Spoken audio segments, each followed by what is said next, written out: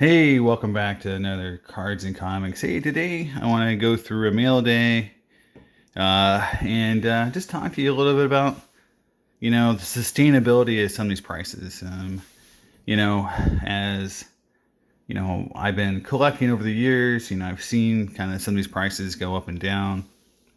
And, I think we're in a little bit of a different market right now. I think this is going to be a very, different outcome to some of these prices. And so, we'll start with a few cards and then we'll go into some of it. So anyways, who's watched my Griffey video knows that I'm a big time Griffey collector. And so I did a top 10 video. Check it out if you get a chance. And then I got this after I made the video, and this is a platinum medallion numbered to 50.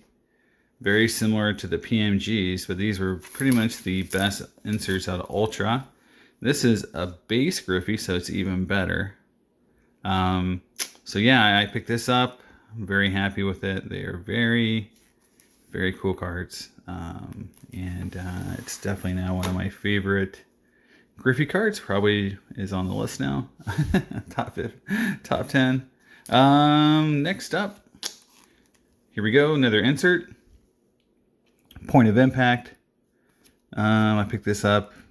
It's a Fleer base insert, it looks like, from 2000 Fleer. So yeah, I think it's a, I'll put the rarity on this one, but, just a cool card. I know I don't have it, so, I don't think it's an expensive insert, but it's one of the ones that I don't have, so I grabbed it. So, one second. So as far as, prices right now, obviously I'm collecting Griffey. His prices have gone way up. If you're collecting modern, right now it's a pretty tough, it's pretty brutal. I opened up a box of museum and a box of elite football, and, those two products just 3 or 4 years ago would have been about $250, and it's double that now. And I just think that is, that piece of it's not sustainable to me, because this is what's not really happened. So there's two pieces here that are really missing from a value equation here. One is, we're riding the highs right now of a bunch of rookies and players that haven't had any negative things happen to their career yet. So Mahomes hasn't had a bad year. Acuna, even though he's struck out, half the times this year at bat, he hasn't really gone through a prolonged slump. So everything is positive with, with the issues right now. Not even playing has actually helped the values, because when you don't play, there's nothing bad that can happen, right? And we haven't had one of these big time rookies that are super hot, fail yet, and it's going to happen. It's just going to happen. I mean, that's just the bottom line. Not everybody gets to be a superstar, gets to be a generational talent. It just doesn't happen that way. And so one of these big time players is going to fail. There's going to be somebody who's invested tons of money and then going to lose. But the second difference is this. With the current eBay setup and how chargebacks are pretty much part of life nowadays, in the 6 months window on PayPal, you have these people playing games to where they're shorting cards, basically. Cards are basically penny stocks. We're shorting the card, where we're basically banking on a 6 month return. If it doesn't, I'm just going to return the card. And this is starting to happen. You're seeing communities, you got the bot boys, you got the sneaker boys. These are real people buying cards. I think people think that this is a fake thing, that this is a meme, or that these aren't real people. No, these are real people buying cards. They're seeing this as an opportunity with a very low risk, right? I got $10,000. I'll go out and buy, 10, 15, 20 cards of a certain player, hold them for 3 or 4 months, and then maybe I can flip for, double, triple the money. If I can't, I'll just charge them back. That's really dangerous for what's going to happen in this environment, because there's no real rules to it.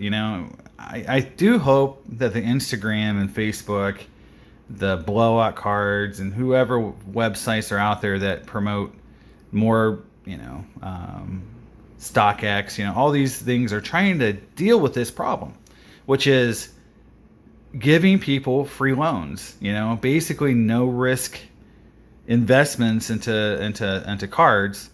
And then if it doesn't pay off in that 6-month window, I just get my money back. And it's an oopsie, I'll start over again. I lived through some of the Project 2020 nonsense. I came out of it really well, unscathed for the most part. I concentrated on the artist proofs for the most part, some of the base cards, but the artist proofs for the most part were limited in number, and enough people wanted them that I didn't get chargebacks for those cards. But some of the basic cards that went up way up in value, I got chargebacks on half of those cards. But I sold enough of the proofs that it really didn't matter from a financial standpoint. I was still able to reinvest in my collection quite heavily from that whole thing. But that's a perfect example of cards shooting way up in value, and then people selling them, and then the people returning them when they don't stay hot. The Andrew McCutcheon super short print, cool card. I love that card. But it shot way up in value. People bought it like crazy and then returned it when the value went back down. I mean, it's going to happen so many times. And Lewis Roberts going to do the same exact thing. He's going to hit a slump or something's going to happen, and you're going to see thousands of chargebacks because he didn't keep hitting 30 home runs a month.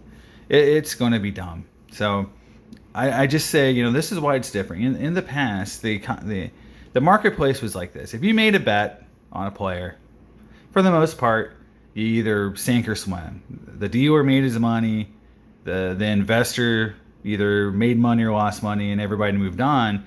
Now we're basically saying, hey, Mr. Dealer, you're taking all the risk. Okay, I'm going to buy from you, and if it doesn't work out for me, I'm going to give you a diminishing asset in return. And you could have sold it to somebody else who may not have returned it. And now we're stuck with, an asset that's completely worthless in some cases. And I'm moving on to the next thing. And I think that is where we're really, it's really dangerous.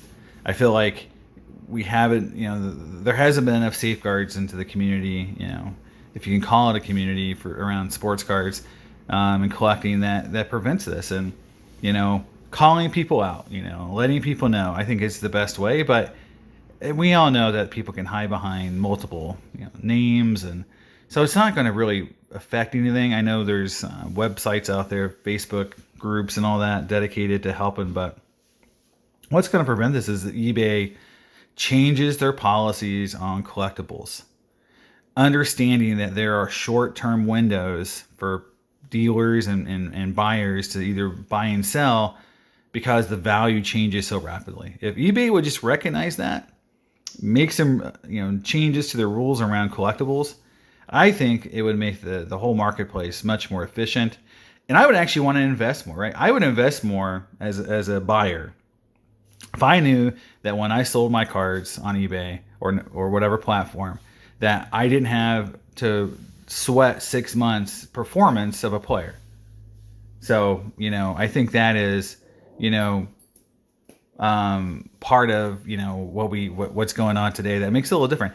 The gains in value, pointing out the $1 million, the $1.8 million card selling, that's great. That's going to drive people to be interested in this hobby for years to come, right? They want to get in on the early, on the ground floor in some cases.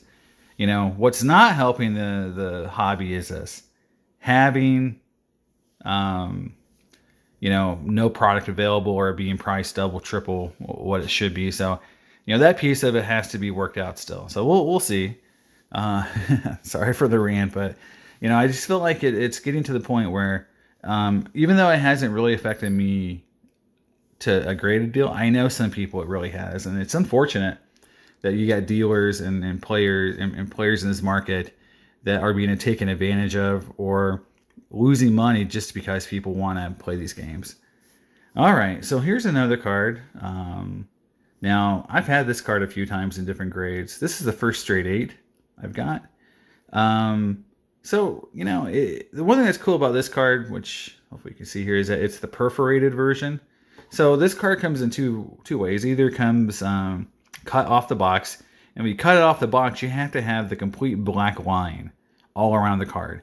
If you cut exactly on the black line where the black line doesn't exist anymore, PSA won't grade it. So that card is actually really tough to get anyway, just to find somebody who actually had the knife skills to cut it off properly. But these are perforated, meaning that they tore off the box. They had these perforations. I think they may have came in sheets that were perforated so you could send in. And so in some ways they're harder to get because those are hard to get off too. And I think if you cut through the perforations, PSA may grade it as trimmed, because I've heard stories of people who've cut their perforated cards and then PSA came back with a trimmed grade. So the perforated in general are a little tougher, in my opinion, to find, because the perforations come out right on the corners. There's a big perforation you can see right there. And so that just makes, the card tougher to grade, in my opinion. So, but another Clemente 8 in the collection. So I've been slowly putting this set together for the Pirates, the 91 Topps Desert Shield Pirate set. It's pretty much the best Pirate team in the last 30 years. And, I just buy them whenever I get a chance. I do have the bonds. So I think that's a double. But here's some cards I just picked up. More Griffin inserts. So Studio 96. And then here is a Bowman Chrome Refractor. I believe this is a 2006. Yep, 2006 Griffey. I just got these in just the other day. Again, more Griffey inserts for my Trout collection. Die cut out of Bowman Platinum. These are 2013, it looks like, inserts. So I like all die cuts. So anything that's die cut and shiny, I put it in the collection. I'll put the Trout over here because I got some more Trouts. And so I just got this. I'm going to see if I can figure out how to make it look nice. I may just take it out of the holder right now because the holder is super taped up. Oh my gosh. I understand taping holders, guys, but 50 rounds of tape sometimes is not needed for every holder. All right, so I just love this set. I think these are some of the cooler inserts that came out this year in Finest. They're not numbered, I don't think. No, they're not. And but they're just cool. They are refractor finish. They have kind of a rainbow burst look to them, and that's a really nice Trout auto. From a grade standpoint, no streaks, no nothing. I'm just really stoked about having that Trout auto in my collection. Really cool. Next up is the Mahomes 2019 Ruby card. I guess you say base parallel. Now, in my other video, you saw where I had the diamond, which I think those are numbered out of 7. These are numbered out of 20. But I think it's cool because it goes with his uniform so well. And that's just a cool Mahomes. I don't know, now that I have both the red and the base, if I'll go after the blue and the green or whatever. I mean, I might try to do a rainbow. I mean, it's not a high priority. If I can find them, I might get one. But there you go, Mahomes red. Back to the Griffey, and so I picked this up, and I actually have never really seen this card before. So it's an SP Authentic auto. It's from, trying to find the year on it. Because again, I saw it and just pop up in my feed. Yeah, so I can't even figure out the year it was. It doesn't have, like some of them have, years on them. From a copyright, 2002. There, I found it. My eyes aren't where they used to be. So 2002 SP Authentic Griffey Auto. It was just, again, I was just, I surf Griffey cards all the time. This popped up. And, it's not off the card. Even though it runs real close to the left, it's not off. So I don't know if you can see that. It is still on the card. And so I got it, and it's numbered out 238. See that? So, which is a really odd number. I'm just assuming that's how many Griffey turned back to him. Maybe some got damaged. Maybe it's just been 250. But number 75 at 238. And yeah, it's just a really cool Griffey auto. Take me down here with the other cool Griffey I got. And so you can kind of see some of the how my collection is very eclectic. I mean, there are some things that make sense, but yeah, some days I feel like it's a little all over the place. Josh Bell. This is I think the variation, the short print. I still believe in Bell. I'm a Pirate fan, so I gotta have somebody to believe in. So got that one. Yeah, just a 1960 Louis Louis Aparicio. Sorry, I should know how to say his name. I don't collect his cards so much. It's just I like this set, and so this came up, and I just snagged it. He's definitely that's a cool card. Another cool card. Drew Brees. My wife went to Purdue, so I do collect some Drew Brees. I don't really collect the high-end Brees, but whenever I see his rookie come up and it's just something I can pick up, I'll grab it. All right, another. I'm not. These are just how I open the pack, or the cards. So that's just how I laid them out. So another Mike Trout rookie. A couple years ago. Well, let's just say last year I had one Trout rookie. Now I'm up to 4. So I've kind of swelled my Trout base rookie collection quite a bit. This one was, I thought, economical in price. I like the grade. It's got a 9.5 centering. So, I mean, to me, that's, a big part of this card. So, again, part of my Trout collection, and I just like having as many of his rookies as possible. Now, here's a really cool card, and one of my favorite autograph series of any autograph series. My dog's barking over here. Sorry about that. Is the archive. So any autograph out of archives. Now I'm not talking about the archive signature series. I'm talking about regular archives, because they have some of the coolest and hardest to get base autos of Topps, and they're always super limited. So these were the 73 mini inserts of Trout, and so they're framed. They're numbered out of 25. You can see that right there. I know my camera is a little wonky today, but there you go. 24, 25. Big time, believer in this card. So I love any archive auto, any Trout auto to begin with. So that was a big deal for me, getting that auto, and then getting this auto Trout. So it's a double Trout auto mail call. So, oh man. Okay, back to here's my love of 74 Peaches. So this is the special insert series that came out in the 74 set. So you had all these different Hank Aaron cards as part of the 74 set, that went through every one of his old Topps cards. And so this is the 62, 63. And it's just the fact, it's a 7, but remember we saying earlier that, O-Pee-Chees from 74 are very tough cards. And this is just, I don't know, it's just such a cool looking card. I love every 74 O-Pee-Chee. Any Hall of Famer I dig. Finally, last 2 cards. Again, I love the grade of 8.5. Here's Early Win. Again, Hall of Famer. I have a thing for 62 Hall of Famers. 62 Topps in general are some of my favorite cards. So any chance I get to pick up a Hall of Famer. And then I have this card in multiple copies now, but I think I just love this card. I think in 74, when Topps really started experimenting more, I know in 71 they started doing it a little bit with these landscape shots, these full action shots. I just think the Seaver card is such a cool card. And it's so economical. He was such a dominant player, but just this card is just so cool. And now Topps actually has him pretty much centered in the card, which you go back and look at all of our action photography in that time period, and that is not common to see Topps actually center a player, on an action card, So again,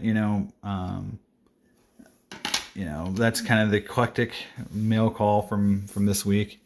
You kind of see, Griffey inserts, Mahomes, Mike Trout, Clemente, vintage. I mean, it's pretty, segmented, between vintage, Griffey, Trout, Pirates. That's, Mahomes thrown in every once in a while. Yeah, that's it. And, and again, about this, these prices today. And, I know there's just a lot of anger in some cases. I can't go to Walmart and find a box. I can't find anything on the shelf that's worth buying, or it's just been swept and I can't even afford to buy it, off of eBay because it's so expensive. I've seen cards, boxes returned. I've happened to me twice where I bought a blaster box that was full of other cards, wasn't even the cards I bought. I mean, just stuff like that. I mean, it's not good for the hobby. I mean, could you imagine a kid buying a box of Prism and getting it home? For one thing, just finding it, but then coming home and it's full of Pokemon cards or something, just kind of crazy that was worthless, a bunch of base cards from archives that, it's not worth anything. That would just be awful. And then, it just kind of ruins the experience. So that's happening. We're hearing of things like fights in parking lots, stalking of the people who are stocking the shelves. I mean, it's just, it's not really, this is not fun for a lot of people to have these kind of things going on in the hobby. But, this idea that, people can come into this hobby and spend a lot of money, but virtually with no risk, I think is our biggest problem. And if we can, I don't know how we get eBay or people to recognize it, help us as collectors, help us as dealers. It hurts everyone. Only one person is, only the most unscrupulous and kind of say douchebag, people get it, are winning. The rest of us who are just trying to create, a healthy economy for this hobby, we're losing. And so we got to, stick together, and we got to help each other, in this time period. And I say, just resist the urge. If you buy a hot card and it goes down in value, and you're thinking like, well, I'll just return it. Even though it's allowed, just think about when it happens to you. Okay. The next time you have a card in your collection and it triples in value and you go and sell it, and then 3 months later, the guy returns it and the card's worth half to a third of what it was worth before, and you spent that money, and you're sitting there trying to come up with that $2,000 or $3,000 now that you owe because this guy returned it, after 3 months, and that's what's happening. And again, just think about it for yourself. It's not how the economy should work for cards. I think it's very inefficient. Support your local, dealers. Go to card shows because there, that's definitely an economy that it's a lot more fair. And again, if we can fix eBay or at least, treat each other right, I think it'll go a long way. So thanks, and hope to see you again. Have a great day. Bye.